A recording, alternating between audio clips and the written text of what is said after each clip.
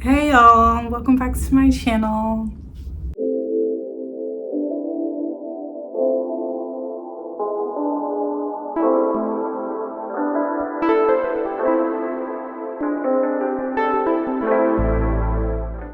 Okay, so we're back with another book related video. I know I said if something came up I would put them in between, but nothing came up. I mean, like, I'm doing something this weekend, but like I still have to post this weekend. So you see the dilemma. I can't film what I'm doing this weekend and post at the same time. So I had to film something else. And then what I filmed this weekend will be posted next week. Y'all following me? Great. So I have another book recommendation for you guys. It's been like a little minute since I've done a book recommendation, but I'm back. Also, look at my cute nails. They're mine. And I'll tell y'all a story about my nails in another video I'm filming, because I'm going to film another video today, book related, because I have the books to film it. So that's the story in itself. The books that I'm recommending today, y'all have seen in not my last book haul, but the book haul before that. So I am recommending them for you. And these are mostly historical fiction. One of them is historical fantasy. So we're just gonna dive right in, and I'll just show them in the order that I just showed y'all. So first up we have The Lost Apothecary by Sarah Piener. And as per usual, I just read it and then talk about what I thought. Yeah. A forgotten history, a secret network of women, a legacy of poison and revenge. Welcome to The Lost Apothecary. In 18th century London, women whisper of a hidden apothecary shop and its mysterious owner, Nella, who sells well-disguised poisons to use against the oppressive men in their lives. Nella's dark world is no place for her newest patron, a precious 12-year-old named Eliza Fanning, but their unexpected bond sparks a string of consequences that echoes through the centuries. 200 years later, aspiring historian Caroline Parswell is running from her own demons when she discovers a clue to London's long unsolved apothecary murders. Caroline's upended present soon collides with an explosive history, binding her fate to Nella's and Eliza's in a stunning twist that transcends the barrier of time. So if you watched my first video when I talked about this, I was not really sure. There was so much going on. There was all these people, like, but it was really good. I'm here for it. And then there's like another book kind of with the similar poisons, potions, and jazz that I am looking into getting because of this one. But so the main character is Nella. She's the one who owns the shop, but also it's like her family legacy. Like her mom did it, and grandma before that. And then Eliza comes in, which Eliza is trying to get this potion for her mistress because they got plans going on. So that's when Eliza comes in to Nella's life, but Eliza's kind of taking like interest. And at the time she goes to visit Nella, she has like her own problems going on, there's stuff going on at her mistress's house, all of the above. But at the same time, it's telling Nella and Eliza's story. It's also telling Caroline's story. So when the time changes, it'll have like the year, so you know where we are. Because I'm not gonna lie, at first I was a little confused when they brought in Caroline. I was like, who is this again? But so Caroline is studying the case because she thinks it's cool or whatever, and she's finding these clues. So then she takes interest in it, and then she basically gets tied into Nella and Eliza's world because she's trying to figure out the apothecary murders, because technically they were killing people, but at the same time no one really knew what was going on until Eliza slipped up. And this is why Nella didn't want her in there anyway, a 12-year-old working with poisons. Like, So she ends up slipping up to a customer, which also this customer obviously didn't know how things were working, because what she wanted the potion for is not really what Nella would use the potion for, but then she threatened her. So I had to make a decision. But it's that customer that kind of just everything goes wrong from there, and you get drawn in because then the mystery is there. And along with, Nella and Eliza, Caroline is also finding out more truths that people in the past didn't know. That's why it was unsolved, as well as she's getting tied up in her own mess because, as you heard, she's running away from her own problems, which her problems do come back to catch her. But then in a way, it's resolved. I don't know. Yeah, in a way. But there we have it, The Lost Apothecary. Go read it. It was good. It drew me in pretty quickly, so that made it all the easier to read. It was, I'm trying to see, 316 pages. So it was a quick read. And then the price on this says $17.99. It's not the price I got it from. I got it for because I ordered these on Amazon. So if you watch my book haul, you'll see the actual prices that I got these for, but I do like to say the prices on the book just so you all know. So now we're gonna move on. I love this book. So Mirror Girls, look how pretty this cover is. I love it. By Keely McWilliams. So let's dive right in. I stopped breathing because ghosts are real, and at least here in Eureka, where the veil is thin. As infants, twin sister Charlie Yates and Magnolia Heathwood were separated after the murder of their parents, who died for loving across the color line. Now at the dawn of the civil rights movement, Charlie is a young black organizer in Harlem, while white passing Magnolia is the heiress to a cotton plantation in rural Georgia. Magnolia knows nothing of her black heritage, but secrets are hard to keep in a town haunted by ghosts in its slaveholding past. When Magnolia finally learns the truth, her reflection mysteriously disappears, the sign of a terrible curse. Meanwhile, Charlie's beloved grandmother falls ill. Nana's final wish is to be buried back home in Georgia, and unbeknownst to Charlie, to see her long-lost granddaughter, Magnolia, one last time. So Charlie travels into the Jim Crow South, confronting the land of her worst nightmares. The sisters reunite as teenagers in the deeply haunted town of Eureka, where ghosts linger and dangers lurk behind every mirror. They couldn't be more different, but they will need each other to put the hauntings of the past to rest, to break the mirror's deadly curse, and to discover the meaning of sisterhood in a racially divided land. Also, this is the historical fantasy book. The rest of them are historical fiction. Just thought I'd say that. But I was very, very, very excited when I saw this book on Instagram and immediately added it to my list to read and was quickly sucked in. I love books with twins. I don't know. If you've been on my channel, there's a couple. There's another book I'm recommending in this current video with twins. It's just always interesting. But as you heard, so one twin is white passing and the other is not. And I didn't show this in my book haul, but they do have a family tree in the book, which I loved. See, look how cute it is. So this is Charlie Yates and this is Magnolia Heathwood. And it was a quick read as well, no time at all. You're drawn in really quickly, and the chapters are separated by Charlie and Magnolia. And I feel like Magnolia kind of always knew she was different, just she didn't know she was mixed. But she could always kind of tell she was different than others, but would go along with some of the other people and did things that she didn't always agree with. Whereas Charlie, she always knew she was black, as well as she couldn't white pass if she wanted to. So that's all she could do. And as well as she grew up with her grandmother, and you're probably wondering, how did they get split up? I don't want to tell you that, because along with telling you that, there's some other things that follow that come back in the book, and it all makes sense. It's like the circle of life. So, but it's explained fairly quickly in the book, how they were split up and everything, but I'm not gonna say.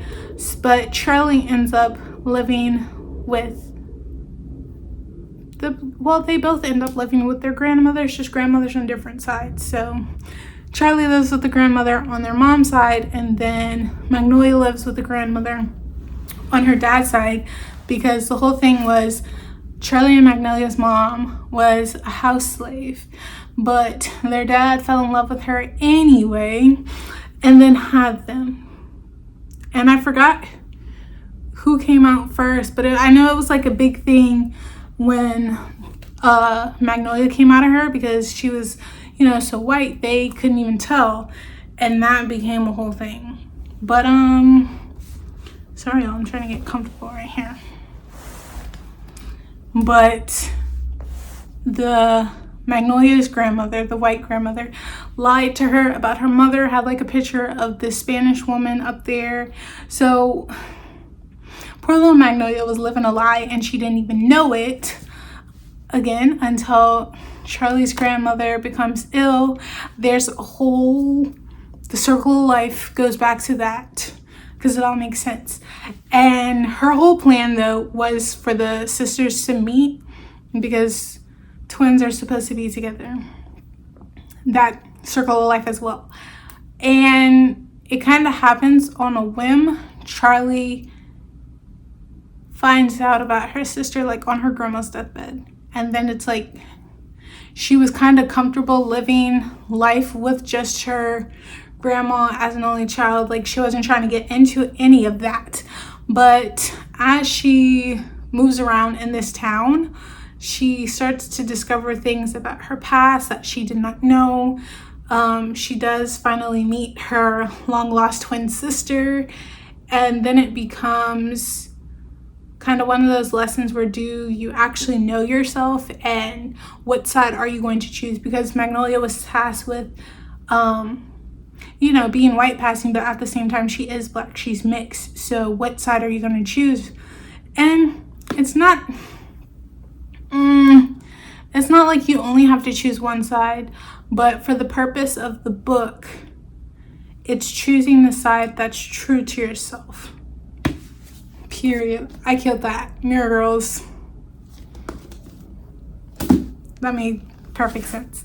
And I didn't say the price. $17.99. So next, this is my other book with the twins, The Vanishing Half by Bennett. Okay. Twins inseparable as children ultimately choose to live in two very different worlds, one black and one white. The Vi and sister will always be identical, but after growing up together in a small southern black community and running away at age 16, it's not just the shape of their daily lives that is different as adults. It's everything, including their racial identities. Many years later, one sister lives with her black daughter in the same southern town that she once tried to escape. Across the country, the other secretly passes for white, and her white husband knows nothing of her past. Still, although separated by so many miles and just as many lies, the fate of the twins remain entwined. What will happen when their own daughter's storyline intersect? Weaving together multiple strands of the generations from the Deep South to California, from 1950s to the 1990s, The Vanishing Half is at once a riveting, emotional family story and a brilliant exploration of race, gender, and identity, and the lasting influence of the past as it shapes the person's desires and expectations. Okay, so that had been on my list. Trying to get comfortable again for a little minute. And then I just decided to buy it just to see what it was about. This was one of the books that was very much like all over TikTok, and if you've heard me talk about TikTok recommendations, they're either like really good or they're just really bad. Like, some books are very much overhyped, and I do think if I were to read those books like when they originally came out, maybe it wouldn't be all this and that, but it's different when it's all hyped up and then you read it and it's not what it seems to be. So I did read this one for that reason. I kept seeing it a lot finally decided to get it. Now, I would say it was kind of slow for me to get into. Let me see, it's not that many pages. 343. So it's not that many pages, but it took me, like, I thought I could read this in a day. I had to split this up in 2 days because it was taking so long for me to, like, get interested. But I heard so many good things about the book, so I was like, okay, just keep trying to get there. And if you watched my book haul, when I first talked about this book, I thought since one was living as white and one was living as black, that it was kind of like Mirror Girls, where one was literally, you couldn't tell, but they're actually very identical in the same fact that they, you know, same skin tone, same hair color, which their skin tone lets them be white passing. So I thought that was interesting. But the thing is, the one twin who comes back to live in the town they escaped, she actually has a child, but her child is very much black. She's dark skinned. So she, even if she wanted to, she couldn't really pass as white passing anymore because her child can't. Now, on the other hand, the other sister who's living her white life, she married a white husband, and the kid came out white passing. Like, you can't really tell for her. But also the first sister, she did marry a dark-skinned man. But so now they're kind of living these two separate lives. And at one point, the twins just lose contact with each other altogether for years and years and years. But then their daughters go off to school and they cross paths, and at first they don't even know, which is like understandable. But I believe, you know, if you're reading the book, you make that connection until there's another instance comes and it's like a for sure. And there were definitely some people that were in denial about who was related to who was where they were born. And I think so many lies were told that they just started believing the lies. If you know, you know. But overall, it was really good. Once, you know, we started cooking with gas, it was going a little bit faster than when I first started and was trying to get through it. But I would recommend this because it has a very good storyline, and I feel like it is, you know, could possibly like be true at that time. Like, people did that. And I also mentioned in this book review that Netflix had like a movie called, I believe, Passing, and it's about an African American who's white passing, and she marries a white man, has a white kid, like lives that life, but meets a friend from like childhood who could also pass as white passing, but she doesn't. And, you know, she's married to a black man. They have their black kids, but their lives intertwine. So that's what it kind of reminded me of, how, you know, true and real the story could actually be, and it's good, and it has good lessons in it. And I just think, you know, at the end, I was very conflicted with the end because I feel like some things were answered, some things were put to rest, and some things weren't. But all in all, it was a good book. It just was a slow start for me. And the price on this is $27. And the last one that I have, so The Invisible Life of Addie LaRue by V.E. Schwab. This was a little book, had been on my list forever. Forever, you guys. Never pray to the gods that answer after dark. France, 1714. In a moment of desperation, a young woman named Adeline meets a dangerous stranger and makes a terrible mistake. As she realizes the limitations of her thoughts and bargain, being able to live forever without being able to be remembered by anyone she sees, Addie chooses to flee her small village as everything she held dear to her is torn away. But there are still dreams to be had and a life to live, and she is determined to find excitement and satisfaction in the wide beckoning world, even if she will be doomed to be alone forever. Or not quite alone. As every year on her birthday, Leora and Luke comes to visit, checking to see if she's ready to give her parcel. Their darkly thrilling game stretches through the ages, seeing Addie witness history and fight to regain herself as she crosses oceans and tries on various lives. It will be 300 years before she stumbles into a hidden bookstore and discovers someone who can remember her name, and suddenly everything changes again. Okay, this book have been on my list forever. This was another book that I was seeing all over like TikTok and Instagram, and again, I was worried about it being like overhyped. And in the last book haul, I was like, if this book is overhyped, I'm literally starting a riot, because there's no way. I will say I do love this book. It was like a tiny bit slow at the beginning, but everything is important in this book, because as you heard, homegirl has lived over 1 million lives basically. So it is important to kind of take notes and listen to the lives that she's lived and kind of what she's been doing, as well as like when the time changes, it'll tell you like as it starts, what did it say, 1714 when it starts. So as the time changes, it'll say that at the chapter, so you know where you are, because during this I feel like it primarily takes place in like 2010, but since she has been alive long past 2010, it does like go back and forth between the present and the past. So she's living all these lives, going about her day. No one remembers her.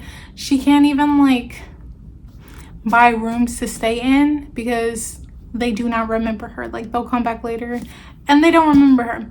So she's having a hard time, but at the same time, she doesn't want to give her soul up to Luke, because that's like letting him win, and she doesn't want to let him win, especially when he basically twisted what she wanted. Because homegirl was running away for a reason, which I personally agree on the reason she was running away from. And it just so happened that she did pray to the gods after dark and put her in this situation. But then the god did twist around what she was kind of asking for. So now she's living this life. She also, with the god twisting things around, she's not supposed to like be able to be captured, along with people not remembering who she is. She doesn't show up in like pictures either. And that's interesting because it comes back later on when we get to like present. And you know, like one year she's in this bookshop and she tries to steal something and, you know, gets away, but then tries to go back the next day and return it for money. But the guy remembers her and she's trying to wrap her head around it, and low-key she's trying to gaslight him. So that doesn't work though. And that's when she kind of is like, there must be an error in the system, because how is he remembering me? So she ends up like trying to apologize to him, and she starts to talk to him, and things are going great. But at the same time, she's like praying and hoping like every night he doesn't, you know, forget her, like wake up in the morning and then he forgets her and everything is just gone.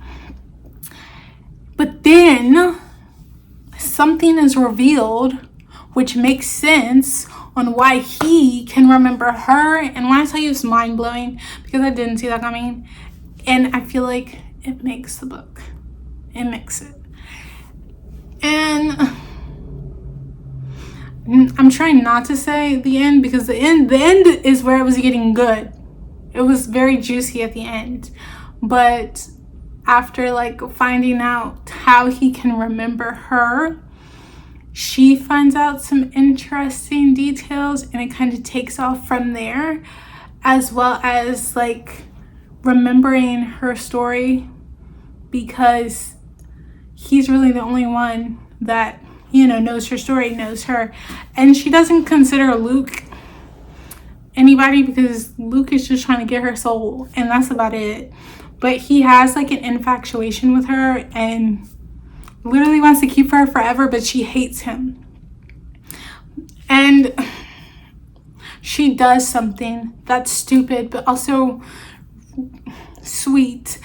And it doesn't really fix everything. It fixes things to an extent. But the end of the book, bro, the end of this freaking book, chef's kiss. I kind of wanted something else to happen, but at the same time, I'm happy with what did happen. Because in the end, it was like all worth it.